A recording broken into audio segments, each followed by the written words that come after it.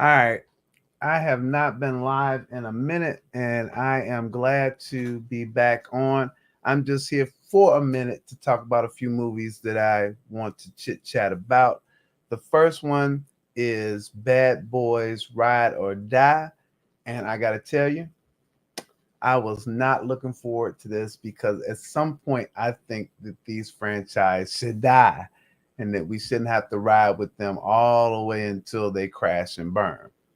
So I was like, man, another one really. I don't know if I could take it. So I get into the theater, I sit down, and the movie starts.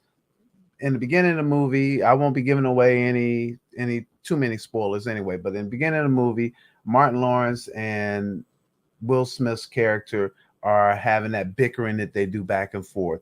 And my first thing is like, oh man, this seems like this is gonna be the tired kind of like let's do this movie again that we did before once again so we could do it again once before. Anyway, you know what I'm talking about. um and so I can't even lie to you, I was a little nervous, but what I'll tell you is that this movie actually surprised me. It was better than I thought it would be, and I gave it a higher grade than I thought I would give it going into seeing it. But a couple things you should know. The first is that the critics have never really loved this franchise. I mean, when you look at, and I have some data figures up somewhere here, but when you look at what it was rated on Rotten Tomatoes, which I am a Rotten Tomato critic, um, you see that uh, Bad Boys for Life rated a 76% score with critics. Bad Boys was 46%, and Bad Boys 2 was 24%. But this one has a 64% from the critics. But that doesn't even matter. The real thing that really matters is that how are audiences receiving this particular film, and they love it. It received the A minus cinema score. I think it's 90 something percent on Rotten Tomatoes with overall. I know that African Americans were out to check out this film in big numbers, and the 56 million that it received that first week being the number one movie of that week bodes well for the franchise. I will tell you that the movie costs over 100 million to make. So I always say that you need to make at least three times that much to get your money back. Because think about it, 50% goes to the movie theaters, and the other 50% goes to the studio. But the studio didn't just spend 100 million on the production of the movie, they also spent some more money to advertise this movie and make sure that people would go out and see it. So I'm thinking that if worldwide it garners somewhere around 300 million, it'll make its money back. Currently, it's over 100 million for that first week. So it looks like it's well on its way to doing pretty well. And word of mouth for this film is good. Let me tell you about a few things that I really liked about the film. I think that the first one is that we do get that familiar uh, Will Smith and Martin Lawrence thing. And while at the beginning I felt it was a little bit tired, I think that they found a way to make though that bickering and that relationship still fun and interesting. Particularly is that uh, the Martin Lawrence's character experiences a near death experience and now has this more like Zen kind of way of looking at life, and it makes it kind of funny and silly in terms of how he talks back to Marcus, which is Will Smith's character. And so I think overall their banter going back and forth is really good. I think the other thing is that the action in this is a Jerry Bruckheimer film, you guys, and so you know they're gonna have some explosions. They got helicopters, drones, guns, hand to hand combat, all kinds of stuff going on in this film. And so the action is really good. And here is a spoiler, but not a total spoiler, is that if you've been looking on the internet and listening to people, everybody's been talking about a particular action scene with Martin Lawrence's son-in-law, and it is fantastic. I will also tell you that Will Smith's son, character son in the movie actually has some great action sequences as well. It is interesting from an action perspective. And one of the things that I really like is how they shot it. They shot some of it making it look like you're in a video game. So you can see them moving about and how the guns is getting ready to point and shoot and so on. And I think it provided visual interest to the film. The other thing that I liked a lot is that Will Smith and Martin Lawrence didn't have to carry this film all by themselves. Now, you want to see them a lot because they are the stars of the film, but you also want to see how do you breathe new life into the franchise, and they do a good job of doing that. One way in which they do that is that the captain who died in the previous movie is back in some respects. Because the story is really about them trying to pin a conspiracy on the captain, and Smith and Lawrence are trying to redeem his name. Not a spoiler. That's what the film is about. And the question is, do they do that effectively? And how they have to go off books and rogue to do it. They enlist Will Smith's son, who's in jail, to help them out. And now all of a sudden they're being framed and they're on the run. I think it's interesting. It's a little convoluted. I mean, you got to follow a lot of little things and all that, but overall, it's a fun movie, and I laughed. I was laughing out loud. Now, when you laugh out loud at a movie more than once, if you only chuckle or be like hee hee, that's kind of funny. But when you laugh at a movie more than once and you laughing out loud, eh, they did a pretty good job with the writing and the acting as it relates to the funny. And then again, as I said, the action was pretty good. There there's some twists and turns, and you'll see all that. But I just think that overall that they did a good job. The last thing I want to mention about the film is that they have not what I would say some cameos, but some parts in the movie where they have people like a John Sally, a DJ Khaled, a Tiffany Haddish, and I think they used those characters really well in the little times in which they were the small times on which they were on the screen. Is that they didn't waste the talent there. John Sally maybe because they didn't use him as much as I thought they would have. But DJ Khaled had a funny and nice, and then Tiffany Haddish was really good playing her part. And I won't really tell you what it is because it'll surprise you a little bit. So all in all, I like this film. I gave it before all this hoopla came out. I gave it 3 reels out of 4, and I still give it 3 reels out of 4. I think this is one of those fun movies that you go out and see. I did have a couple of issues with the film. The first one is that it felt to me that Martin Lawrence was a little off, and I think they might cover that up a little bit with how they edit the film. But he didn't seem quite there in some instances, and I don't know. Some people are speculating because maybe he was sick when he shot it. Maybe it was some effects of some lingering effects from a stroke he had some time ago.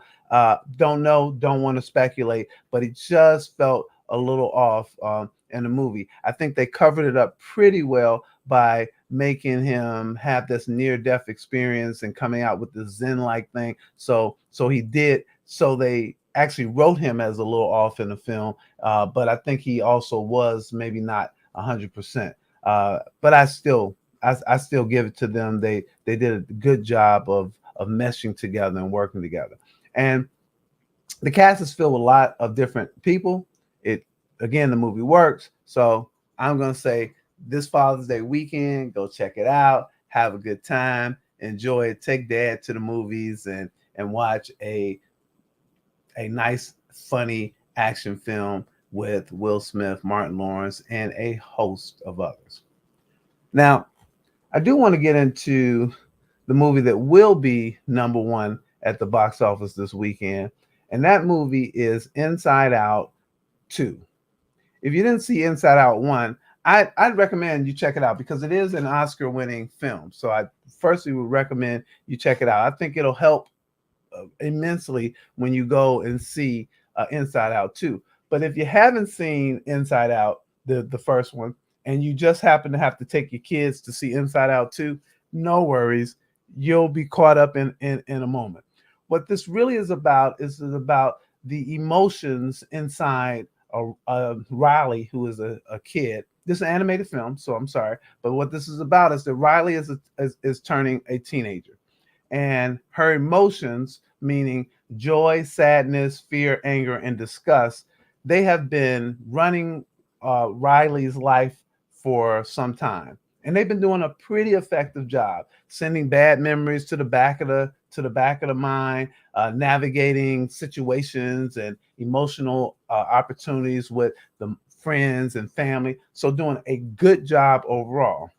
However, Riley is turning a teenager. And what happens? Puberty comes out. And what puberty means that there are some new emotions. You have anxiety, envy, embarrassment, and boredom. That's I can't even pronounce like ennui. Uh, and they threaten the Riley who we have come to know and love.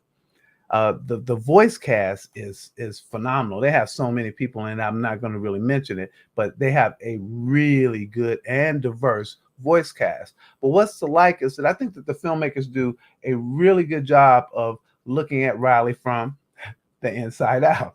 The core emotions are still at the helm and are helping Riley navigate the transition from grade school to high school, but they don't have it all under control because again puberty comes into place, and all of these different emotions come out, and all of a sudden anxiety has taken over and has banished joy in the crew. And when I say joy, I told you about those other emotions, has banished those other emotions to the back of the brain. The question is will anxiety and her team end up basically sabotaging Riley and Riley's friendships and life, because it's all about worry and all about these things that Riley has never experienced before. And it is a fun battle that they show here. I think that the from a story standpoint, it really all makes sense, and you can tell that Pixar did a whole lot more than just come up with a narrative, that they did some research about these emotions so that people can parents can talk to their kids about these emotions, and in many cases we might even learn a little something ourselves about those emotions. So I think they did a really good job with that. The emotional change does have Riley doing topsy-turvy. As an animated film, this is fun. It is fun, it is funny, it is witty. I mean, they just do some really really smart things here. And I just think that they represent this whole change into to puberty so well, as to now all of a sudden how all these emotions are making this young kid something different, and really basically knocking Riley off character. I think that when I say character, I'm talking about Riley's character, but the characters in this film are so interesting. There are her childhood friends, and then there is Val Ortiz, the captain of the high school hockey team. And instead of like Val being this bully and trying to be like, no, freshie, you can't come in here, and basically trying to haze Riley, this film doesn't even go that route. It goes the route of that Val is a encourager, is someone who is rooting for Riley to do well, and I like that because we don't get into this that always that there's a bullying kind of relationship that happens there. It this and then Val is made bigger than life. And speaking of that, because it is about Riley trying to make the hockey team, is that the hockey sequences from an animation perspective, they look good. In fact, all the characters look good, from the human characters, animated characters they have, to the emotional characters that they have. This just looks so good on the big screen. And then all the little things that they're throwing in there and that's happening in Riley's mind are so much fun. There is this parade of careers that Riley has been thinking about. There is this thing called Mount Crushmore where Riley has crushes on various people, and there's four folks on Mount Crushmore. There's the brainstorm that just messes up Riley's world because of all these different ideas and things. Some of them are uh, bring anxiety to the forefront, and all some of the other emotions. So all of that stuff is happening, and it is just fun. As I just think the writing in this is absolutely fantastic. You know that they spoke to some experts when we started talking about these kind of emotions. Inside Out 2 is a movie to go see. A lot of times I find something to dislike about a movie. And the only thing I could say is that I do wish that the African American characters, meaning the kids, had a little bit more agency in the film. But this film does a great job overall when you look at diversity. First, there's Val, who is a Latinx. Then there is the coach, who is a black coach. Um, and then all the different voice actors that they have. They had various friends and kids playing hockey as well. So I just think they do a good job with that overall. So my concerns are very, very little with this film. At the end, my rating is comes out to really say something about who would have thought that puberty would have its day in the limelight. This is done so well. The young kids that I saw this with were so engaged, but I want to tell you, I was engaged too. I just got through talking about how I laughed out loud at Bad Boys Ride or Die. I was laughing consistently with this movie Inside Out too. It uses that transition to teach about all these emotions and ask us to make room for all of the feelings that come with the change that Riley is experiencing. So for me, from the inside out looking in, I'm saying Inside Out 2 is a must see. I'm giving this one 4 out of 4 reels. They crushed it. It is funny. It is good. And if the kid in heart in you just want to sneak to the film because you don't have any kids, I say go and check it out. So that's it for me today, you guys. There's 2 movies that you could go see this weekend. One is Ride or Die, Bad Boys Ride or Die with Will Smith and Martin Lawrence. It is what you expect it to be, a Jerry Bruckheimer action film with a lot of funny. So I say check that one out. And then Inside Out is just so well done. It's right now the best animated film that I've seen this year. I am going to see more, but it is the best animated film I've seen this year. Thanks a lot. I'm come back on a more regular basis so we can chit chat. I didn't see any comments in the thing because maybe nobody's watching right now.